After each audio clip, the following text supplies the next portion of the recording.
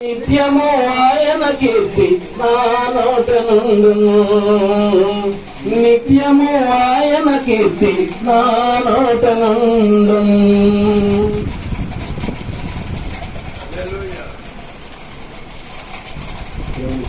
సాగించి పాడుదము, రక్షణ దుర్గమే మన ప్రభువే.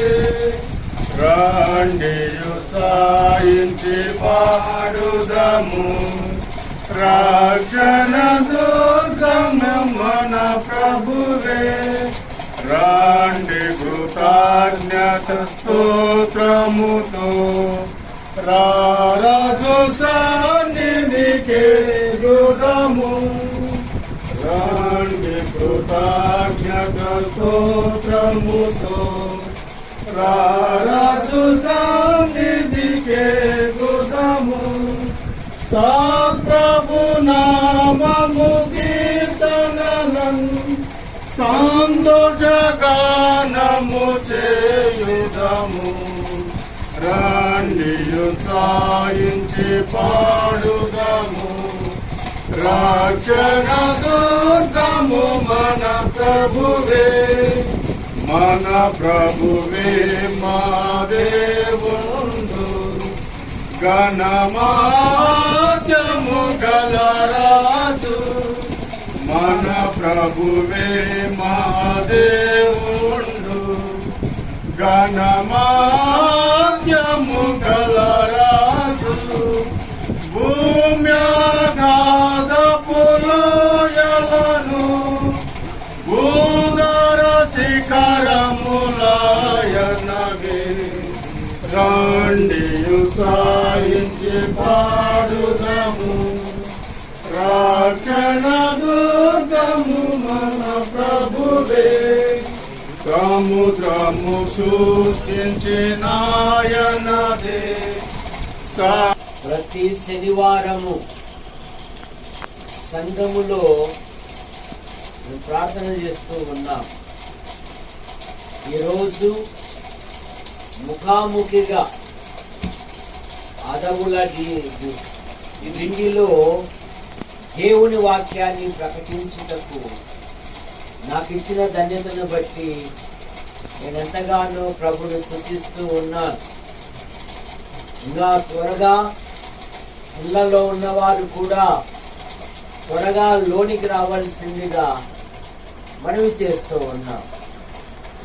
46వ కీర్తన 7వ వచనము, మొదటి 7 వచనాలు సహోదరులు కాసుల జాకోబు గారు యువకుడు చదివి వినిపిస్తాడు. ఇదిగిరా అటువైపుకి మొత్తం.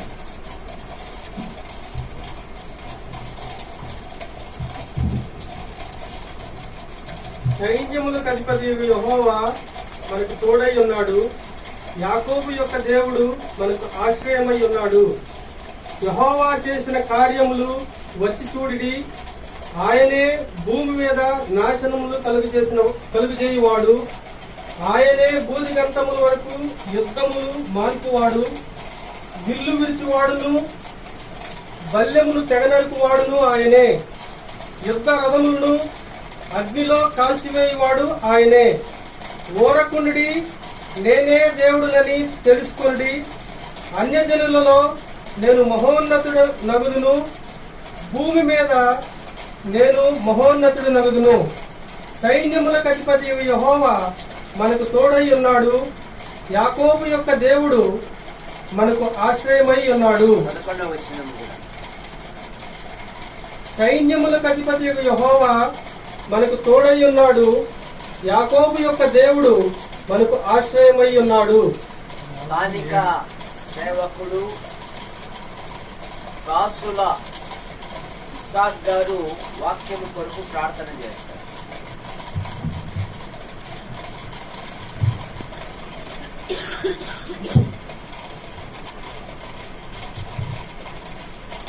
ప్రేమ కలిగిన తండ్రి, కృప కలిగిన దేవుడా, సర్వాధికారి, మహా గొప్ప దేవ, పరిశుద్ధుడా, నీతిమంతుడా, యథార్థవంతుడానికి స్తోత్రాలు. దూర ప్రాంతం నుంచి మరి మైళ్ళ నుంచి నాయన మీ బిడ్డలు మా మధ్యకి తీసుకొచ్చావు తండ్రి. నీకు స్తోత్రాలు నాయన, నీకు వందనాలు తెలుస్తున్నాం. ఇదిగో ప్రభా, మీ రాజుల చక్కటి పాట ద్వారా నేను మహిమపరిచి ఉన్నారు. ప్రభా, వచ్చినటువంటి బిడ్డలందరూ దీవించండి. రావాల్సిన బిడ్డలు చాలా మంది ఉన్నారు, వారికి తీసుకురాని పేరు ఎప్పుడు కలుగు చేసి తీసుకురావని ప్రార్థన చేస్తున్నాం స్వామి. ఇవి నిలబెట్టిన మీ రావాల్సిన నాయన దైవ సేవకులు నాయన నిలబెట్టుకున్నాం ప్రభా. మంచి వర్తమానాలు మాకు వినిపించుటకు నాయన మరి నడిపింపకాడు మీ బిడ్డకు దయచేసి మీ కృప మాట ఉంచమని, మీ బిడ్డ కాడ ఉంచమని యేసయ్య నామములో ప్రార్థన చేస్తున్నాం తండ్రి. ఆమేన్. ఆమేన్. బైబిల్లో 66 పుస్తకాలు ఉన్నాయి. అందులో పెద్ద పుస్తకము కీర్తనలు. ఇందులో 150 కీర్తనలు ఉన్నాయి.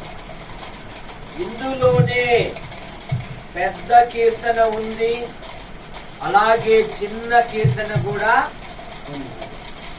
పాత నిబంధన భక్తులు వారి విశ్వాస విషయములో సాగిపోవచ్చున్నప్పుడు, వారు శ్రమలకు, బాధలకు, ఇబ్బందులకు గురైనప్పుడు వారు దేవుని యొద్ద విచారించారు, అనగా ప్రార్థించారు. 34వ కీర్తన 4వ వచనములో, నేను యెహోవా యొద్ద విచారణ చేయగా ఆయన నాకు ఉత్తరం ఇచ్చెను, నాకు కలిగిన భయములన్నిటిలో నుండి ఆయన నన్ను తప్పించెను అనే మాట మనం చూస్తాం. దావీదు మరి 9 మారులు దేవుని యొద్ద విచారించారు. విశ్వాసీ జీవితంలో కూడా సమస్యలను గురించి, పరిస్థితులను గురించి, అవసరాల గురించి దిగులు పడ అక్కరలేదు. విశ్వాసి ప్రార్థన చేయాలి. ఫిలిప్పీ పత్రిక 4వ అధ్యాయము 6-7 వచనాలలో, దేనిని గూర్చియు చింతపడకుడి గాని ప్రతి విషయమునందు ప్రార్థన విజ్ఞాపనముల చేత కృతజ్ఞత పూర్వకముగా మీ విన్నపములు దేవునికి తెలియజేయుడు. అక్కడే జవాబు ఉంది 19వ వచనములో. ఫిలిప్పీ పత్రిక 4వ అధ్యాయము 19వ వచనము, కాగా దేవుడు తన ఐశ్వర్యము చొప్పున క్రీస్తు యేసునందు మహిమలో మీ ప్రతి అక్కర, మీ ప్రతి సమస్య, మీ ప్రతి విధమైన దిగులు నుండి ఆయన విడిపించే దేవుడు. కనుక మనం అడుగు వాటి కంటే, ఊహించు వాటి కంటే అత్యధికముగా ఇచ్చు దేవుడు మన దేవుడు. ఈ 46వ కీర్తనలో 7వ వచనములోను 11వ వచనములోను కాసుల ఇస్సాకు చదవగా, మనము యాకోబు చదవగా విన్నాం, దేవుడు మనకు తోడుగా ఉన్నాడు. ఏమంట? దేవుడు మనకు తోడుగా ఉన్నాడు.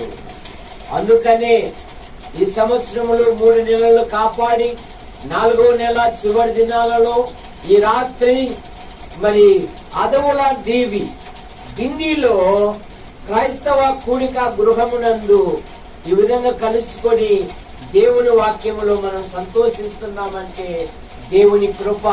కనుక మనం ప్రభుని స్తుతించాలి.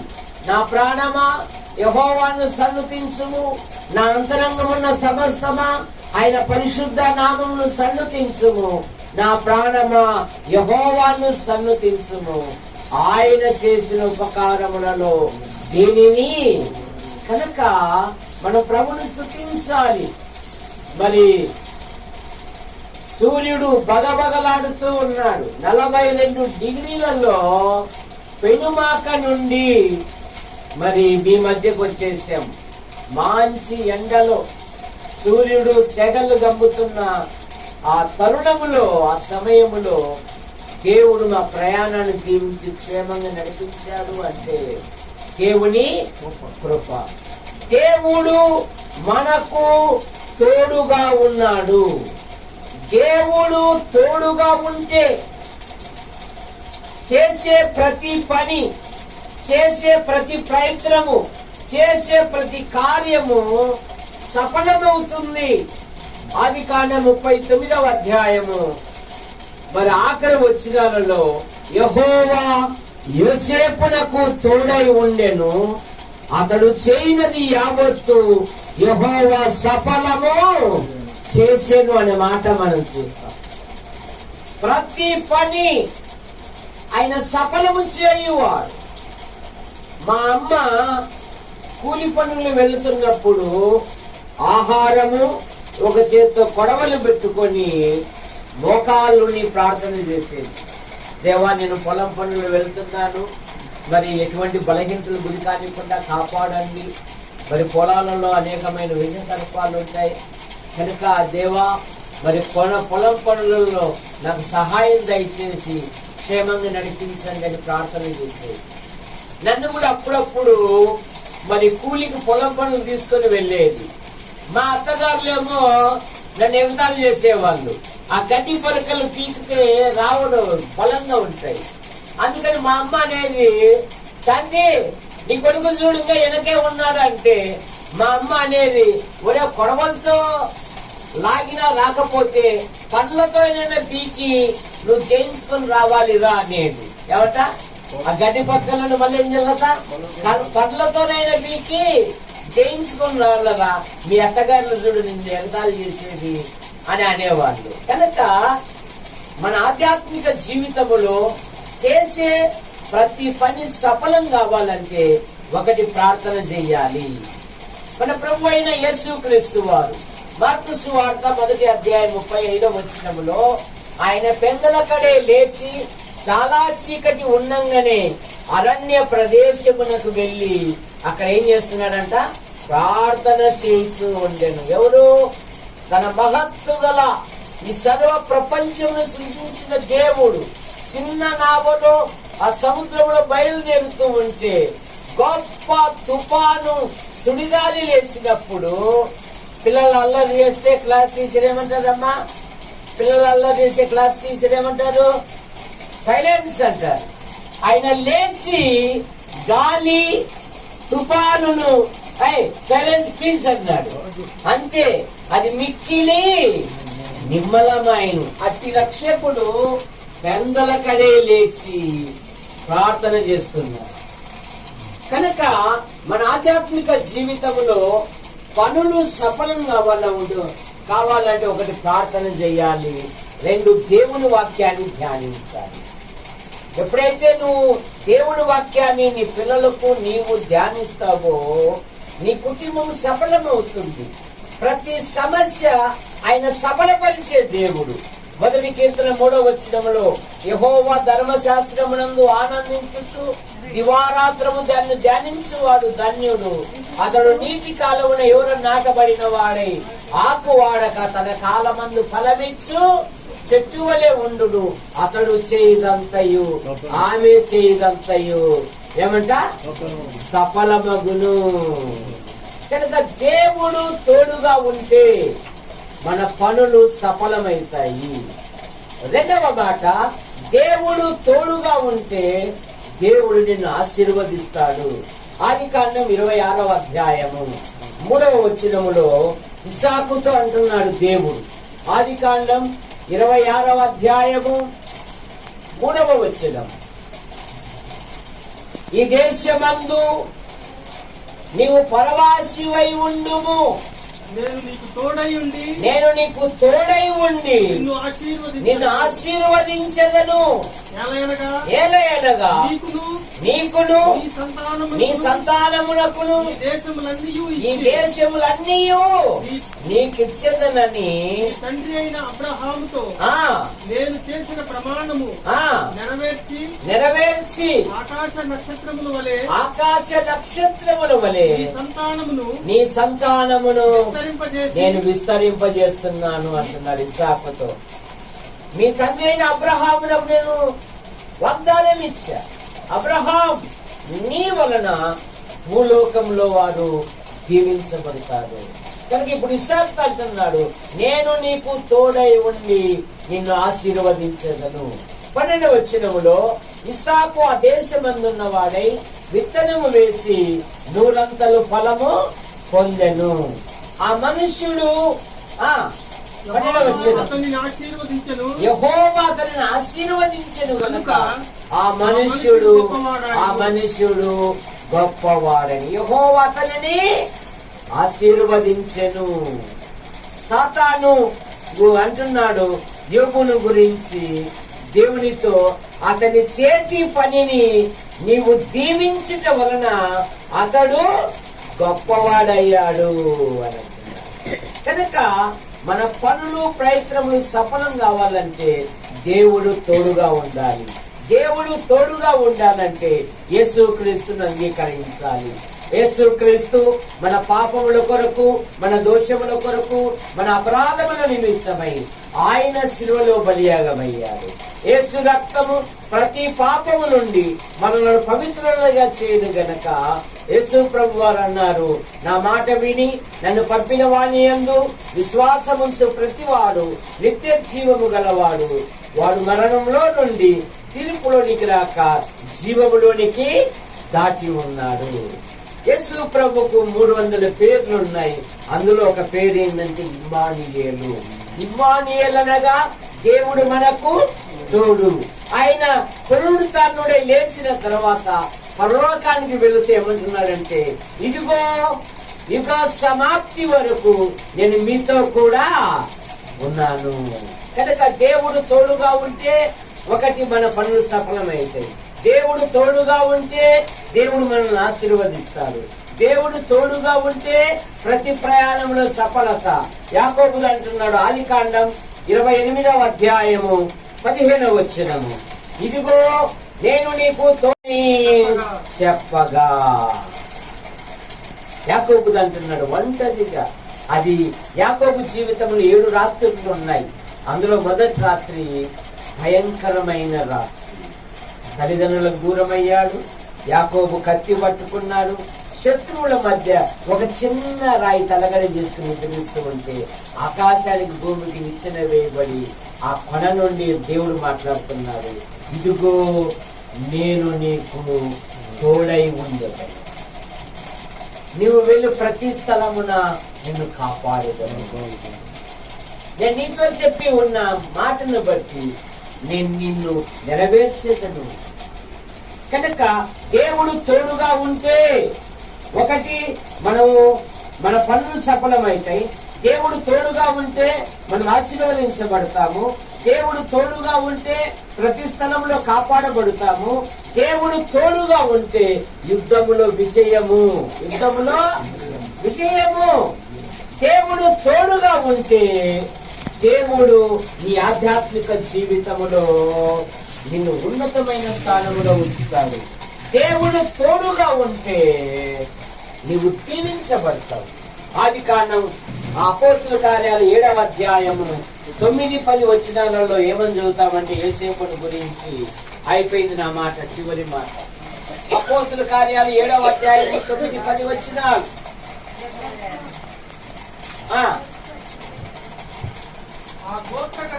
ఆ గోత్రకర్తలు మత్సరపడి ఐగుప్తులోనికి వెళ్ళుటకు అన్ని వేసిరి, కానీ దేవుడతనికి తోడై ఉండి అతని శ్రమలన్నిటిలో నుండి తప్పించి దయను జ్ఞానమును ఐగుప్తు రాజైన ఫరో ఎదుట ఇదిగో దేవుడు అతనికి తోడై ఉండి అతని శ్రమలన్నిటిలో నుండి తప్పించి ఐగుప్తు సింహాసనం మీద కూర్చోబెట్టాడు. కనుక దేవుడు తోడుగా ఉండాలంటే మన పిల్లల కొరకు ప్రార్థన చేయాలి, తల్లిదండ్రులు ప్రార్థన చేయాలి. నువ్వు సముద్రం దగ్గర నేను మీతో కూడా ఉన్నాను. మీ అందరికి వందనాలు.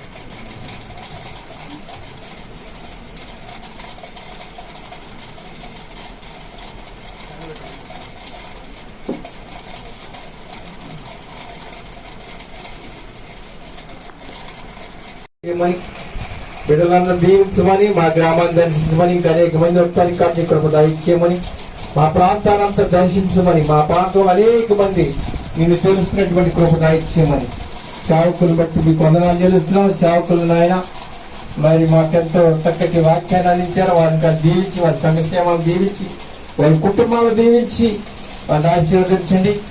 మరి నాయన నీ స్తోత్రాలు వందనాలు చెల్లిస్తున్నాం. మా ప్రతి సంఘములను ప్రతి ఆత్మ ఈ రీతిగా నాయన వాళ్ళని బలపరచండి. వారి సంఘాలన్నింటిని బలపరిచి ఎత్తిపట్టుకుని కృప చూపమని, మరి అమెరికాలో ఉంటున్నటువంటి మా సోదరులు నాయన దారు గారిని, జాన్ బాబు గారిని, వారి కుటుంబాలను, వారి భార్యలు, వారి పిల్లల గారు దీవించండి, ఆశీర్వదించండి. వాళ్ళు కూడా మమ్మల్ని ఎంతో బలపరుస్తున్నారు. అత్యధికంగా దీవించి ప్రతి సంఘాన్ని నాయన మరి నాయన దీవించి ఆశీర్వదించి నీ మహిమలో జ్ఞాపకం చేసుకోమని, ప్రతి విషయంలో నాయన నీ కృప మాతో ఉంచమని, మాకు మీరే తోడుగుండి మమ్మల్ని నడిపించమని, ప్రతి విషయంలో నాయన మమ్మల్ని నడిపించమని, మా ప్రభు, మా రక్షకుడు, మా విమోచకుడైనటువంటి యేసయ్య అతి శ్రేష్టమైనటువంటి నామములో ప్రార్థన చేసి స్తుతించి గణపరిచి వేడుకుంటున్నాం తండ్రి. ఆమేన్, ఆమేన్, ఆమేన్. మంచిది.